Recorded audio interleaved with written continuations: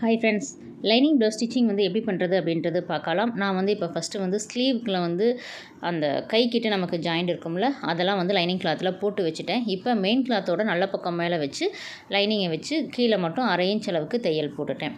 அதுக்கப்புறமா லைனிங் கிளாத்தை திருப்பிட்டு லைனிங் மேலே படுற மாதிரி ஒரு படிமான தையல் வந்து போட்டுக்கோங்க. ப்ளவுஸ் ஸ்டிச்சிங் பண்ணும்போது ரொம்ப ஈஸி தான். ஆனால் அதில் சின்ன சின்ன டிப்ஸு, சின்ன சின்ன நுணுக்கங்கள் மட்டும் நீங்கள் நோட் பண்ணிங்கன்னா போதும், ரொம்ப ஈஸியாக ஸ்டிச்சிங் வந்து பண்ண முடியும். நான் வந்து லைனிங் கிளாத்தை திருப்பிட்டு மேலே எட்ஜில் வந்து ஒரு தையல் போட்டுக்கிறேன். அதுக்கப்புறமா லைனிங் கிளாத்தை திருப்பிட்டு சுருக்கம் இல்லாமல் நல்லா நீட்டாக கையை வச்சு தேய்ச்சி விட்டுட்டு அதுக்கப்புறம் என்ன பண்ணுங்கள், லைனிங்குடைய ஓரத்தில் எல்லாம் தையல் போட்டு எக்ஸ்ட்ரா இருக்க பீஸை கட் பண்ணிக்கிங்க. அடுத்தது பட்டியில் வந்து நான் வழக்கம் போல் சொல்கிற மாதிரி பட்டியை வந்து ஜாயின் பண்ணிக்கிங்க. இப்போ லைனிங் கிளாத்தை உள் பக்கம் போகிற மாதிரி மடித்து விட்டு மேலே வந்து ஒரு டாப் ஸ்டிச் போட்டுட்டு லைனிங்குடைய எஜ்ஜில் ஃபுல்லாக தையல் போட்டுட்டு அந்த எக்ஸ்ட்ரா இருக்க பீஸ் எல்லாத்தையும் கட் பண்ணி எடுத்துருங்க. First main cloth lining cloth ரெண்டையும் ஒன்றா அட்டாச் பண்ணி எடுத்து வச்சிட்டாவே நமக்கு பாதி டைமிங் மிச்சமாகும். அடுத்தது என்ன பண்ணுறேன், ஸ்லீவ் வந்து பார்த்திங்கன்னா நம்ம இன்னும் ஆம் ஹோல் டெப்த்து வந்து இதில் எடுக்காமல் இருக்கும். அதனால் என்ன பண்ணுறேன், ஸ்லீவோடைய சென்டரை கட் பண்ணி விட்டுட்டு ஸ்லீவ் கிளாத்தை ஓப்பன் பண்ணிவிட்டு இப்போ ஆம் ஹோல் டெப்த்து வந்து நல்ல ஒரு 1/2 இன்ச் அளவுக்கு இருக்க மாதிரி மார்க் பண்ணி அதை வந்து கட் பண்ணிக்கிறேன். ஒரு சிலர் வந்து ஆம் ஹோல் வந்து பார்த்திங்கன்னா கட்டிங் பண்ணும்போதே பண்ணலாம். ஒரு சிலர் துணி பத்தலை அப்படின்னா நம்ம எல்லாமே இந்த மாதிரி இப்போ நான் தைக்கிற மாதிரி தைச்சிட்டு அதுக்கப்புறமா நீங்கள் ஆம் ஹோல் அந்த டெப்த்து வந்து கட் பண்ணிக்கிங்க. இதுக்கு வந்து நெக் பீஸ் கிடையாது. அதனால் மெயின் கிளாத்தோட நல்ல பக்கம் மேலே லைனிங்கை வச்சு நான் வந்து அப்படியே வந்து ஒரு 1/4 இன்ச்சில் தையல் வந்து போட்டுட்டேன். கீழே வந்து பார்த்திங்கன்னா நம்ம வந்து 1 இன்ச்சுக்கு வந்து விட்டுருக்கோம். அந்த அளவுக்கு அப்படியே வந்து நேராக தையல் வந்து போட்டுக்கலாம். அதுக்கப்புறமா எக்ஸ்ட்ரா இருக்க அந்த கிளாத்தை வந்து கழுத்து பகுதியில் வந்து கட் பண்ணி எடுத்துருங்க. எடுத்துகிட்டு குட்டி குட்டியாக சிசர் கட் போடும்போது தான் இந்த பீஸை நம்ம உள்பக்கம் இருந்து வெளிப்பக்கம் திருப்பும்போது அந்த நெக்கு வந்து பார்க்குறதுக்கு நல்லா ரவுண்டாக அழகாக இருக்கும். அதனால் வந்து குட்டியாக சிசர் கட் வந்து போட்டுங்க. கீழேயுமே எக்ஸ்ட்ரா இருக்க பீஸெல்லாம் வந்து கட் பண்ணி விட்டுட்டேன். இப்போ உள்பக்கம் கையை விட்டு அப்படியே கிளாத்தை திருப்பி விட்டு ப்ளவுஸை எடுத்து 2 உதறினீங்கன்னா போதும், நமக்கு அந்த நெக்கோடைய அந்த ஃபினிஷிங் வந்து ஓரளவுக்கு நல்லா வந்துடும். அதுக்கப்புறம் அதை இன்னும் நீட்டாக கையில் வந்து எடுத்து விட்டுட்டு நெக்கோடைய எட்ஜில் வந்து நான் என்ன பண்ணுறேன், ஒரு தையல் வந்து போட்டுக்கிறேன். இதில் எதுவுமே பின் பண்ண தேவையில்லை. நான் பின் பண்ணாமல் தான் அப்படியே வந்து தையல் வந்து போட்டுக்கிறேன்.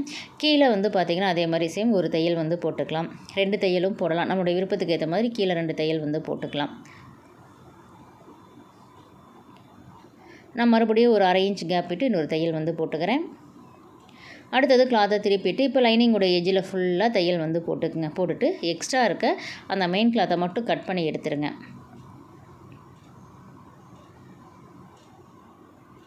இப்போ எல்லா பீஸும் வந்து பார்த்திங்கன்னா மெயின் கிளாத் எல்லாத்தையும் கட் பண்ணி எடுத்ததுக்கப்புறம் இப்போ பேக் பீஸ் ரெடியாக இருக்குது. இடுப்பு வந்து பார்த்திங்கன்னா 1 இன்ச் டாட் பிடிக்கிற அளவுக்கு அளவு டோஸை வச்சுட்டு இடுப்பு அளவு மார்க் பண்ணிட்டேன். அதே அளவு பேக் சைடு. அதுக்கப்புறம் நம்ம மார்க் பண்ணியிருக்க அளவு வரைக்கும் இந்த பீஸை இப்போ நான் மடிக்கிற மாதிரி மடித்து விட்டு நீங்கள் வந்து இன்ச் டேப் வச்சு மார்க் பண்ணிக்கலாம். நான் வந்து என்ன பண்ணுறேன், ஒரு 4 இன்ச் வச்சு நீடில் வச்சு குத்தி விட்டு எந்த இடம் 2 பக்கமும் டாட் ஒரே ஈவனாக வரணும்ல, அதுக்காக நீடில் வச்சு ஒரு குத்தி விட்டுட்டு நம்ம மார்க் பண்ணி அந்த நேருக்கு அப்படியே வந்து ஒரு 1/2 இன்ச் அளவுக்கு இடுப்பில் டாட் பிடிங்க. சில பேர் இடுப்பு தூக்குதுன்னு சொல்கிறீங்கல்ல, அதுக்கு வந்து ஒரு 1/2 இன்ச்சில் டாட் பிடிச்சிங்கன்னா உங்களுக்கு இடுப்பு வந்து தூக்காது. அடுத்தது நான் என்ன பண்ணுறேன், நெக்கில் வந்து பார்த்திங்கன்னா மெயின் கிளாத்தோட நல்ல பக்கம் மேலே லைனிங்கை வச்சுட்டு நெக்கில் வந்து தையல் போட்டுக்கிறேன். அடுத்த பீஸு ஷோல்டர்லேருந்து கீழே வந்து தையல் போட்டுக்கிறேன். நெக் தையல் அப்படின்றது 1/4 இன்ச் போட்டால் போதும். எக்ஸ்ட்ரா இருக்க பீஸ் எல்லாத்தையும் கட் பண்ணிவிட்டு குட்டி குட்டியாக சிசர் கட் வந்து கொடுத்துக்குங்க. அதுக்கப்புறமா லைனிங் கிளாத்தை திருப்பிட்டு நம்ம வந்து என்ன பண்ணுறோம், லைனிங் கிளாத்தில் படுற மாதிரி ஒரு படிமான தையல் வந்து போடுங்க. இழுக்காமல் போடுங்க. இப்போ போடக்கூடிய இந்த தையலை லைட்டாக இழுத்து போட்டிங்க அப்படின்னா உங்களுக்கு வந்து கழுத்து லூஸாக வாய்ப்பு அதிகமாக இருக்குது. ஏன்னா இது கிராஸ் கட்டிங் ப்ளவுஸு. அடுத்தது எல்லாத்தையும் லைனிங் கிளாத்தை உள்பக்கம் நல்லா படிமான தையல் போடும்போது நமக்கு நல்லா உள்பக்கம் படிஞ்ச மாதிரி வந்து வரும். இப்போ மேலே தையல் போட்டதுக்கு நம்ம அந்த ஃபினிஷிங் வந்து நீட்டாக இருக்கும். இப்போ என்ன பண்ணுறேன், மேலே எட்ஜில் வந்து ஒரு தையல் வந்து போட்டுக்கிறேன். இழுக்காமல் போடணும். நம்ம என்னென்னா எப்படி தைச்சாலும் சரி, லைட்டாக இழுத்து தைக்கிறதுனால என்னாகும், எவ்வளோ தான் பார்த்து தைச்சாலும் அந்த லூஸு சுருக்கம் கழுத்து கழண்டு வருதுன்ற பிரச்சனை அதிகமாக வந்து இருந்துகிட்டே இருக்கும். அதனால் இழுக்காமல் தைங்க.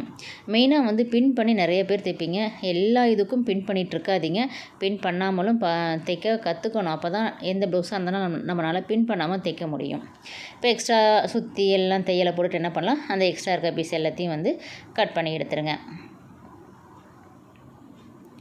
இப்போ நமக்கு வந்து பார்த்திங்கன்னா எல்லாமே மெயின் கிளாத்து லைனிங் கிளாத்து ஒன்றா வச்சு அட்டாச் பண்ணி ரெடி பண்ணி வச்சிட்டோம். இதுக்கு மேலே தான் ப்ளவுஸ் தைக்கிற வேலையே வந்து இருக்குது. இப்போ வந்து பார்த்திங்கன்னா நான் வந்து ஃப்ரண்ட்டில் வந்து பார்த்திங்கன்னா எல்லாமே அட்டாச் பண்ணி ரெடியாக வச்சுருக்கோமா, 2 பக்கம் சிசர் கட் பண்ணியிருக்கோம். கீழே அதை இந்த சைடு அந்த சைடு நான் மடிக்கிற மாதிரி ரெண்டுமே ஆப்போசிட் சைடு இருக்க மாதிரி வந்து மடிச்சுக்குங்க. கீழே இருக்க சிசர் கட் கரெக்டாக நேராக இருக்க மாதிரி மடிச்சுட்டு நீங்கள் வந்து டேப் வச்சு உங்களுடைய அந்த டாட்டோடைய மெஷர்மெண்ட்டை நீங்கள் மார்க் பண்ணிக்கிங்க. நான் வந்து அப்படியே போடுறேன். ஒரு 3 இன்ச்சு லென்த் இருக்க மாதிரி வந்து போட்டுக்கிறேன். புதுசாக நீங்கள் பண்ணுறீங்க அப்படின்னா கண்டிப்பாக வந்து கிராஸாக டேப் வச்சு டாட் அளவாக மார்க் பண்ணி தையல் போடுங்க. 2வது டாட் 2யும் சென்டர் பண்ணி எடுத்துகிட்டு நான் என்ன பண்ணுறேன் பார்த்தீங்கன்னா ஒரு 1/4 இன்ச் அளவுக்கு ஒரு டாட் வந்து போட்டுக்கிறேன். அடுத்தது 3வது டாட் அப்படின்றது அந்த ஆம் ஹோல் அந்த சென்டர்லேருந்து எடுத்திங்கன்னா உங்களுக்கு ஒரு கிராஸாக ஒரு ஃபோல்டிங் மாதிரி வந்து வரும். அந்த ஃபோல்டிங்லேருந்து ஆம் ஹோல் டாட் வந்து போட்டுக்குங்க. ஒரு 4 இன்ச் ஹைட் இருக்க மாதிரி, அதாவது 3 to 4 அந்த மாதிரி வரும். அந்த வி ஷேப் எக்ஸ்ட்ரா இருக்குது பாருங்கள், அதை வந்து கட் பண்ணி விட்டுட்டேன். இப்போ நம்ம என்ன பண்ணலாம், பட்டி வந்து ஜாயின் பண்ணிக்கலாம். பட்டி பீஸை கீழே வச்சுட்டு மெயின் கிளாத்தை மேலே வச்சுட்டு பட்டி பீஸை மட்டும் லைட்டாக 1/4 இன்ச் வெளியில் இழுத்த மாதிரி வந்து வச்சுட்டு நீங்கள் பட்டி வந்து அட்டாச் பண்ணுங்கள். அந்த மாதிரி பண்ணும்போது பட்டன் பீஸ் வைக்கும்போது பார்த்திங்கன்னா அந்த பட்டன் பீஸ் சில பேர் வைக்கும்போது லைட்டாக வளைவாக இருக்கும். அந்த மாதிரிலாம் இல்லாமல் ஸ்ட்ரைட்டாக நேராக இருக்கும். அதனால் பட்டியை மட்டும் லைட்டாக வெளியில் இழுத்து வச்சு தையல் போட்டுங்க. 2 சைடும் நான் வந்து ஜாயின் பண்ணிட்டேன். இப்போ பார்க்கும்போதே தெரியும் உங்களுக்கு பட்டி அதை ஜாயின் பண்ணாத இடம் வந்து வளைவு இல்லாமல் நல்லா நேராக இருக்குது. அடுத்தது ஹூக்கு பட்டி வந்து வச்சுக்கலாம். மெயின் கிளாத்தோட நல்ல பக்கம் மேலே வந்து வச்சுக்கிறேன். மேலே வந்து ஃபினிஷிங் தையல் அப்படின்றனால எக்ஸ்ட்ரா இருக்க பீஸை கட் பண்ணிட்டு அதை அப்படியே உள் பக்கம் 1/2 இன்ச் மடித்து விட்டு தையல் வந்து போட்டுக்கிறேன். அடுத்தது கிளாத்தை திருப்பிட்டு மறுபடியும் டாப் ஸ்டிச் வந்து போட்டுக்கலாம். பட்டன் பீஸ் கொடுக்கும்போதும் இழுக்காமல் தையல் போடுங்க. எக்ஸ்ட்ரா இருக்க பீஸை உள் பக்கம் மடிச்சுட்டு நான் வந்து இந்த பீஸை ஃபுல்லாக மடித்து விட்டு நேராக வந்து தையல் போட்டுக்கிறேன். கொக்கி பட்டியை இழுக்காமல் தையல் போட்டால் தான் வி பட்டியும் கொக்கி பட்டியும் ஒரே அளவாக வரும். இல்லைன்னா வி பட்டி வந்து உயரம் அதிகமாயிரும். அந்த மாதிரி உயரம் அதிகமானால் என்ன பண்ணுறது அப்படின்னா, நீங்கள் வந்து அதனுடைய உயரத்தை வந்து பார்த்தீங்கன்னா ஒரு ரஃப் தையல் போட்டுட்டு அதுக்கப்புறமா நீங்கள் வந்து பட்டன் பீஸ் வந்து கொடுங்க. அப்போ உங்களுக்கு பட்டன் பீஸ் வந்து உயரமாக வராது. அதாவது இல்லை டிப்ஸ் அப்படின்றது பார்த்தீங்கன்னா நான் சின்ன சின்னதாக சொல்லிட்டு இருக்கேன்ல, அது எல்லாமே டிப்ஸ் தான். எதை பண்ணலாம் எதை பண்ணக்கூடாதுன்னு சொல்கிறேனோ அது எல்லாமே சின்ன சின்ன டிப்ஸ். அதாவது ஒரு ப்ளவுஸ் தைக்கிறதுக்கு ஒரு 4-5 டிப்ஸ் மட்டும் வந்து தெரிஞ்சால் போதும். அதை வச்சு நீங்கள் ஒரு ப்ளவுஸை ஈஸியாக வந்து ஸ்டிச்சிங் வந்து பண்ண முடியும். இப்போ நான் வி வந்து மார்க் பண்ணிக்கிறேன், எந்தெந்த இடத்துல வி போடலாம் அப்படின்றது. ஃபஸ்ட்டு வந்து பார்த்திங்கன்னா கீழே வி பட்டிக்கிட்ட ஒன்று, பட்டியோட சென்டரில் ஒன்று, பட்டியும் ஃப்ரண்ட் பீஸும் ஜாயின் பண்ணுற இடத்துல தான் நமக்கு எப்பயுமே 3வது ஹூக் வந்து வரணும். 4வது அது 2க்கும் நடுவில் 2வது டாட் கிட்ட, 5வது வந்து பார்த்திங்கன்னா மேலே நெக்கில் இந்த மாதிரி வி பட்டி போட்டுங்க. அடுத்தது 1/2 இன்ச் அளவுக்கு ஷோல்டர் வந்து ஜாயின் பண்ணிக்கலாம்.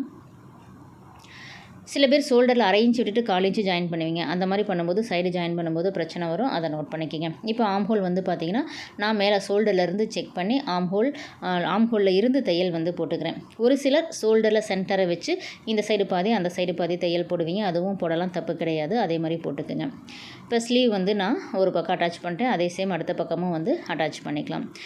நீங்கள் சின்ன சின்ன டிப்ஸ் அப்படின்றது பார்த்திங்கன்னா எது பண்ணலாமோ எது பண்ணக்கூடாது அப்படின்றத நான் இதில் சொல்லியிருக்கேனோ அதை நீங்கள் நோட் பண்ணி நீங்கள் அதை ஸ்டிச்சிங் வந்து பண்ணும்போது உங்களுக்கு ப்ளவுஸில் பெருசாக சுருக்கம் லூஸு இந்த பிரச்சனை வந்து இருக்காது. அளவு ப்ளவுஸ் வச்சு நம்ம வந்து பட்டி சுற்றளவு வந்து மார்க் பண்ணிக்கலாம். ஹூக்கு பட்டியில் எஜ்ஜில் இருந்து வி பட்டியை விட்டுட்டு அளவு வந்து மார்க் பண்ணுங்கள். ப்ளவுஸோடைய பேக் சைடு வந்து எடுத்துக்கங்க. ஸ்லீவ் ரவுண்டு மார்க் பண்ணிக்கிங்க. ஆம் ஹோல் ரவுண்டுக்கிட்ட சிசர் கட் இருக்குது.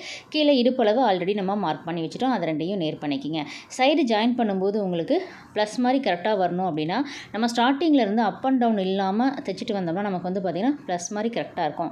இப்போ அதை நான் எடுத்து காமிக்கிறேன் பாருங்கள். கரெக்டாக நமக்கு ப்ளஸ் மாதிரி ஈவனாக கரெக்டாக வரும். ஏன்னு கேட்டால் நமக்கு ப்ளவுஸில் எந்த ஒரு அப் அண்ட் டவுன் இல்லாமல் ஸ்டார்டிங்கில் இருந்து நம்ம கரெக்டாக தைச்சிட்டு வரும்போது ப்ளஸ் வந்து பார்த்திங்கன்னா ஆம் ஹோல் கிட்ட கரெக்டாக வந்து வரும். இதே மாதிரி நீங்கள் உங்களுடைய ப்ளவுஸில் வந்து ட்ரை பண்ணி பாருங்கள். சைடு ஜாயின் பண்ணும்போது ஒரு சிலருக்கு செஸ்ட்டு வந்து கொஞ்சம் இறுக்கமாக இருக்குது அப்படின்னா அதுவும் இல்லாமல் இருக்கணும் அப்படின்னா நீங்கள் வந்து அந்த மெட்டீரியலை பொறுத்து, அதாவது சில டைம் வந்து பார்த்திங்கன்னா ரஃப் மெட்டீரியல் அப்படின்னா நமக்கு என்னாகும், கொஞ்சம் அந்த துணி இழுத்து வராது.